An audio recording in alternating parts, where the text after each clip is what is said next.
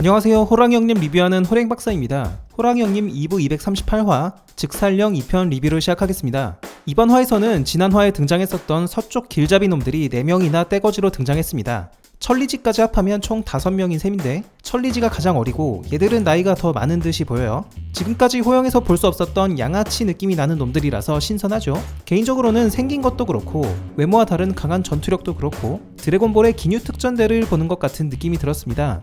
이번 화는 서쪽 길잡이들이 거대 뱀을 지키는 맹환과 모극을 습격하는 장면으로 시작됩니다. 양팔에 긴 갈고리를 사용하는 놈이 모극 9명을 순식간에 썰어버리고 뒤에 있는 맹환의 팔까지 잘라버리는데요. 날카로운 기를 발산해서 원거리까지 타격을 입히는 기술인 것 같습니다. 과거 산군이 새들을 쓸어버렸던 기술을 떠올리게 하죠. 생각보다 강한 전투력의 맹환은 당황하지만 모극들의 혼을 흡수해서 파워업하는 데 성공합니다. 그러나 변신 맹환을 앞에 두고도 얘들은 전혀 긴장하거나 무서워하지 않죠. 오히려 더 변신해보라고 자극합니다. 변신 맹환은 울라와 일영의 실을 한방에 제압할 정도로 꽤 강한 편인데요. 뒤에서 계속 말씀드리겠지만 오늘 서쪽 길잡이들과의 싸움에서 변신 맹환의 카리스마는 와르르 무너져 내리고 말았습니다. 여튼 변신 맹환은 자기를 대놓고 무시하는 서쪽 길잡이들을 보고 어안이 벙벙해 있는데요. 버섯머리를 한 놈이 또 다른 변신 맹환 둘의 멱살을 잡은 채로 등장합니다. 이들 사이에서는 이미 전투가 있었고 버섯머리가 그냥 제압해버린 것 같아요. 심지어 버섯머리와 싸운 맹환 중에 하나는 2단계 파워업 상태였는데요. 제가 이전 전투력 영상에서 타이즈급인 것 같다고 말씀드렸는데 버섯머리에게 허무하게 당한 것 같습니다. 2단계 변신 맹환이 당했는데 1단계는 뭐 보나마나 뻔하겠죠. 이빨과 송곳팔로 버섯머리를 공격해보지만 버섯머리는 멀쩡하고 오히려 맹환의 이빨과 팔이 부서져 버립니다. 이게 버섯머리가 몸이 단단해서 그럴 수도 있지만 뭔가 물리 공격을 튕겨내는 기술인 것 같기도 해요. 다른 맹환들도 팔이 부서진 것 보니까 버섯머리를 송곳팔로 공격했다가 똑같은 꼴을 당한 것 같습니다. 버섯머리는 맹환들을 사업장에 갖다 팔 생각을 한 듯한데요. 변신 맹환은 시간이 흐르면 급격하게 늙어버려서 쓸모가 없다는 말을 듣습니다. 하긴 그런 페널티가 없다면 평소에 굳이 맹환과 모극으로 분리돼서 지낼 이유가 없겠죠. 버섯머리는 맹환들을 사업장에 팔지 못하게 되자 열받아서 이들을 다 죽여버립니다. 주먹 한 방, 박치기 한 방에 맹환들의 머리가 부서져 나가는데 이 장면을 보고 잠깐 머릿속에서 혼란이 왔습니다. 이 정도 전투력이면 얘네가 다 추위급인 건가 라는 생각이 들었는데요. 왜냐하면 변신 맹환의 신체가 저렇게 무르지 않기 때문이죠. 울라가 발차기를 날렸다가 자기 발 잡고 쓰러지고 손가락씨는 칼날 손이 부러져 버린 거 기억나실 겁니다. 일영의 시급에서 전혀 공격이 통하지 않았는데 버섯머리의 공격에는 마치 달팽이 등껍질 깨지듯이 그냥 부서져 버리니까 약간 당황스러웠습니다. 이들의 전투력 레벨을 가늠할 수 있는 발언도 나왔죠. 얘들은 거대 뱀으로부터 황수의 힘이 농축된 구슬을 획득하는데요. 이 구슬을 보면서 하는 말이 이 구슬 하나면 능히 타이지한 놈은 없앨 수 있다 라고 하는데 이 말을 통해서 몇 가지를 유추해 볼 수 있겠습니다. 첫째, 아카의 길잡이를 자처하는 놈들인데도 불구하고 내심 붉은산의 주요 간부인 타이지들을 공격할 의도가 엿보인다는 것이고요. 둘째, 타이지들과 그냥 맞짱 떠서는 이기기가 힘들다고 생각하는 것 같습니다. 그렇기에 황수의 구슬을 써서 승리에 확신을 더하려는 것이고 이들의 전투력 레벨은 타이지보다 살짝 약한 정도가 아닐까 싶어요. 만약 그렇다고 본다면 제가 최근에 올렸던 전투력 티어도 변경이 필요할 듯해요. 일영의 시가 6티어, 타이지급이 5티어로 봤는데 6티어와 5티어의 차이는 상당히 큰 것 같고요. 오늘 등장한 길잡이들은 5티어에서 제일 약한 축, 변신 맹환은 기존 5티어라고 했는데 6티어에서 강한 정도로 조정하는 게 맞을 것 같습니다. 전투력도 전투력이지만 이들이 왜 타이지에 대해서 공격 의도를 품고 있는지 궁금합니다. 설마 하니 타이지를 죽이고 자기들이 타이지가 되고 싶어서는 아닌 것 같은데요. 타이지가 되려면 아카에게 인정을 받아야지 다른 타이지 죽인다고 그 자리 먹는 건 아니겠죠. 개인적인 생각으로는 이들 서쪽 길잡이들은 말 그대로 서쪽 출신 놈들일 가능성이 커 보이는데 동쪽의 아카편으로 붙는 척 하면서 서쪽 세력을 위해 타이지를 노리는 게 아닌가 싶습니다. 언젠가 벌어질지 모르는 동쪽 세력과 서쪽 세력의 전쟁에 대비해서 말이죠. 서쪽 길잡이들에 대해서 중간 정리하겠습니다. 과거 아카가 서쪽으로 정벌 갈 때 길을 안내한 놈들이 듯한데 타이지급보다 살짝 약해 보이고 내심 타이지들을 치려는 듯합니다. 황수의 구슬에 대해서 알 정도로 시라무렌을 잘 알고 있으며 그 와중에 강한 놈들을 잡아다가 사업장에 팔면서 돈을 벌고 있죠. 이들은 시라무렌이 죽던 일영이 죽던 별 상관하지 않고 자기들의 이득만 쫓습니다. 다만 자기들 패밀리끼리는 서로 엄청 챙기는 것 같아요. 지금 처평관이 흰산으로 들어가서 형세를 살피라고 명을 내렸는데 황수의 구슬을 눈앞에 두고 굳이 말을 들을까 싶기도 합니다. 만약 이들이 황수의 구슬을 계속 쫓다 보면 괴력 수인과 마주칠 것 같은데 괴력 수인과의 한판 승부가 벌어지지 않을까 예상해 보겠습니다. 다시 장면이 전환되고 일영의 회상이 나옵니다. 아바이와 대화하는 장면을 회상하는데 과거 흰산의 주인이 되려고 노력했던 시절인 것 같아요. 일영이 원래 흰산의 힘을 받을 적임자, 조선시대로 치자면 왕세자였던 것 같습니다.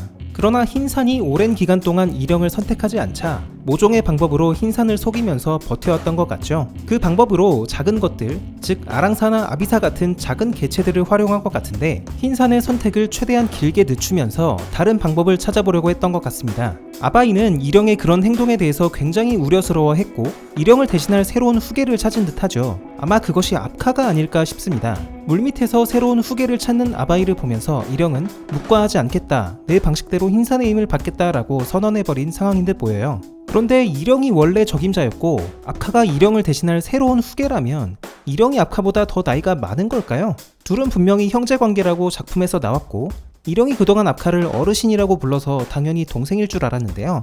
만약 일영이 압카보다 나이가 많다면 그것도 반전입니다. 동생을 어르신이라고 부르면서 살아남았다니 문득 일영이 불쌍해지네요. 아마 이 회상 이후에 일영은 뭔가 방법을 찾아다녔을 거고 그 방법을 시도했지만 결국 실패한 것 같습니다. 나를 말리시오 아바이 라는 일영의 혼잣말을 보면 당시 굉장히 선 넘은 짓을 했다는 유추가 가능하죠. 그것이 흰막이 아린이 탄생한 원인이 될 수도 있겠고요.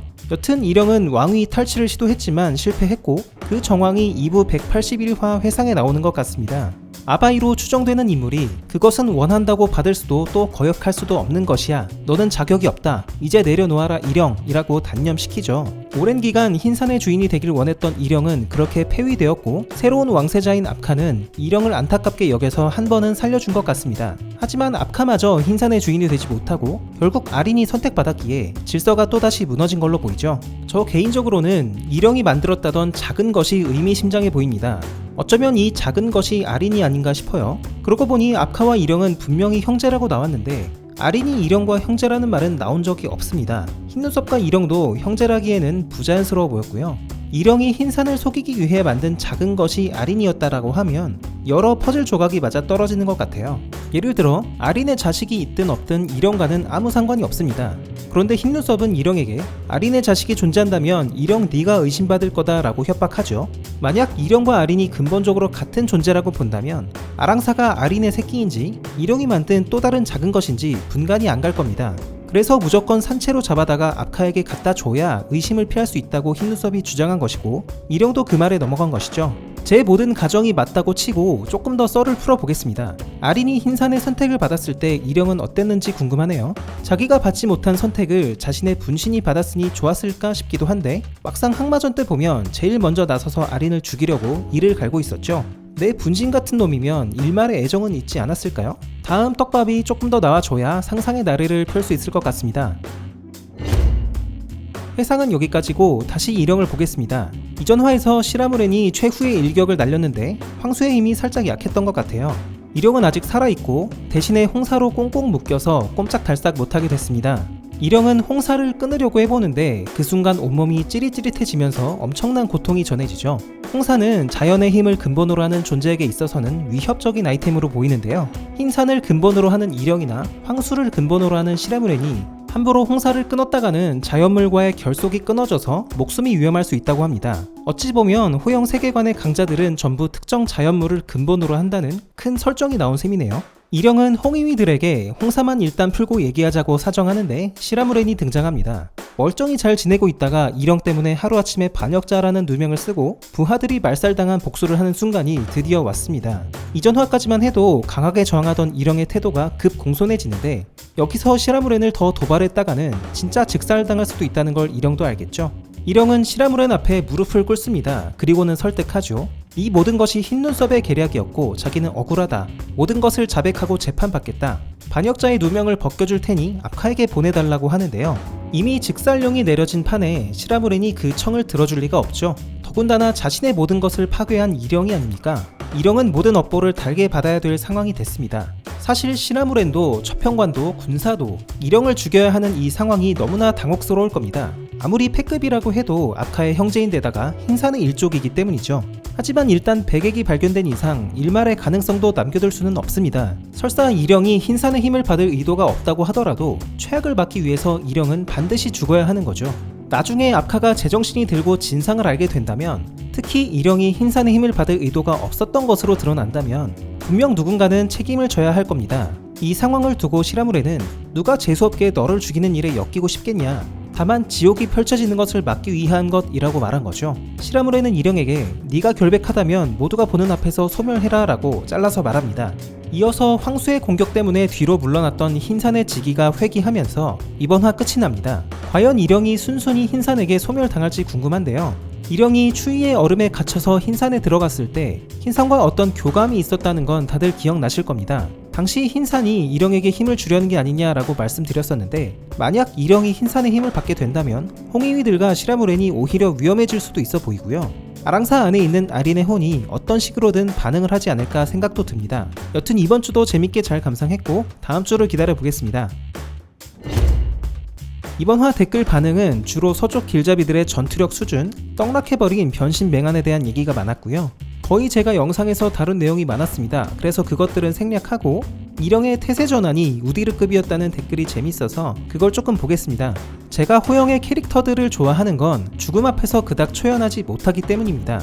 이거는 추이도 그랬고 빠르도 마찬가지고 히아와 니루 어전도 그랬으며 일영도 자유롭지 못하죠. 그렇기 때문에 이 세계관에서 어떤 인물이 목숨을 바쳐서 뭔가 했다면 그것이 더 감동으로 다가오는 것 같아요. 무팽의 말에 따르면 일영은 참 독하게 살아남았다고 합니다. 때로는 오늘처럼 목숨을 구걸하기도 했겠죠. 과거 추이와 첫 전투에서도 우디르급 태세 전환은 이미 있었습니다. 무커 팔에 맞고 뻗어있는데 추이가 다가오자 내가 지금까지에 이른 용서하마, 내가 너와 부하들이 돌아갈 자리를 알아봐주마 등 급 회유책을 시도하죠. 어찌 보면 인간적인 이런 모습이 캐릭터에 더 정이 생기게 만드는 것 같아요. 일영은 늙은 왁이라고 불릴 정도로 오래 산 인물인데 갑자기 다가온 죽음에 무릎을 꿇든 빌든 뭐든 못하겠습니까? 그러나 자신의 악행에 대한 업보는 받아야 되지 않겠나 싶긴 하고요. 앞으로 일영이 어떻게 결판 날지 지켜봐야겠습니다. 오늘의 리뷰는 여기까지입니다. 저는 다음주 일요일 오전 9시에 다시 찾아뵙겠습니다. 호랭박사와 함께 호랑이형님 완결까지 보실 분들은 지금 구독을 눌러주세요. 감사합니다.